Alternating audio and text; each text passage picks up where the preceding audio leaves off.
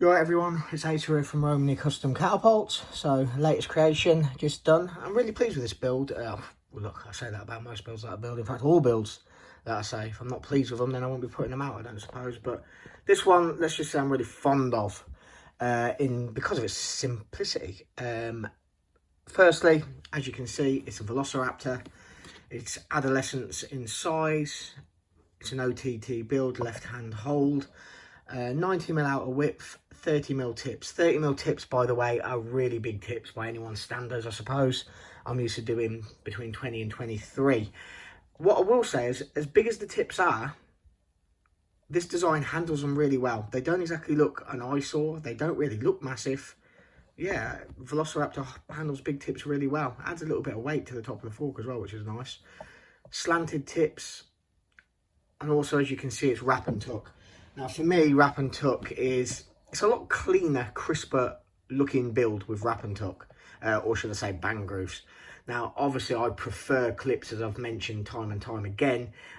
Clips on a build make a build look a lot more purposeful, but they're not as clean looking. So this was really refreshing for me to build.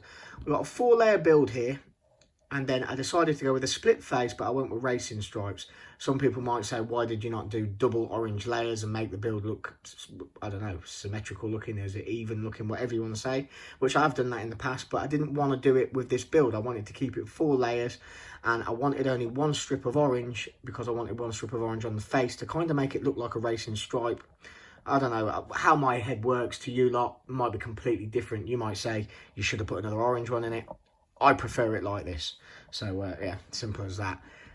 But it's a simple build for me, this is. But it's a build that, even though it's simple, you've got to get it right. I say this to a lot of builders out there now. I've done it. I was guilty of it when I first started building. I was over-complicating builds. And then there's more to go wrong.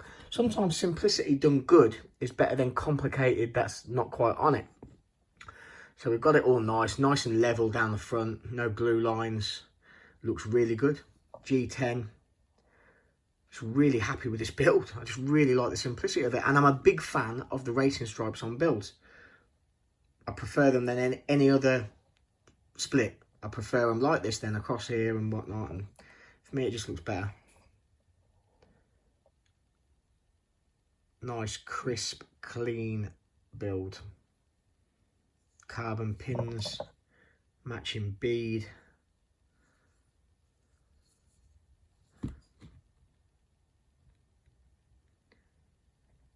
Slanted tips. Oh man, if I wanted to really be critical of my own work, there's a slight little bit there, but oh my god, it's nothing. Yeah, happy with that one. Really happy with it. And like I say, it's nice to do a wrap and tuck build. I mean, I can do bang grooves in my sleep. I like to see them nice and crisp. You just roll the corners slightly just to take off any sharp edges. I don't like to do them too deep.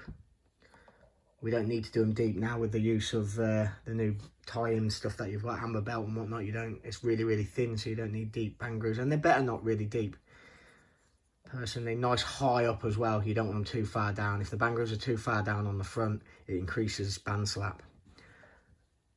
So yeah, nice and sharp. Really happy with them grooves.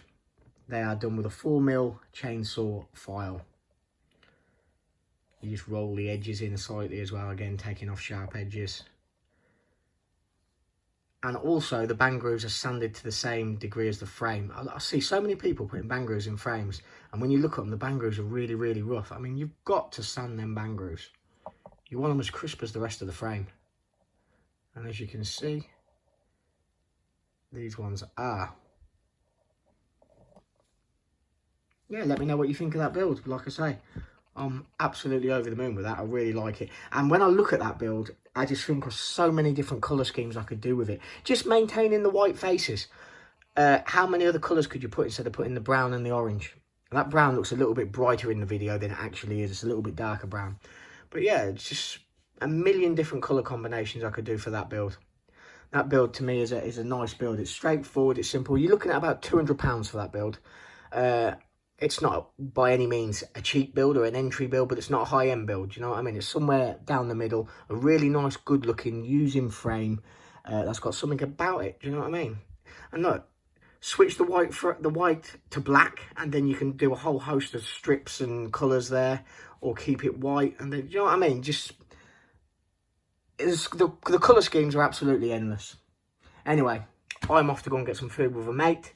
I shall catch you all soon. I've got some nice builds coming up. One is going to be absolutely phenomenal, and I cannot wait to share it with you all, but that'll be coming over the next week or a fortnight. Cheers all, thanks for watching.